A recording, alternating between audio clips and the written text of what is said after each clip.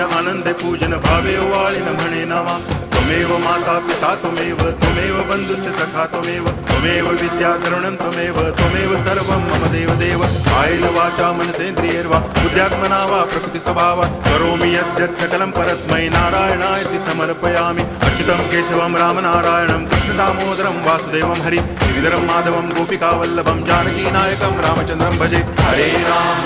Ram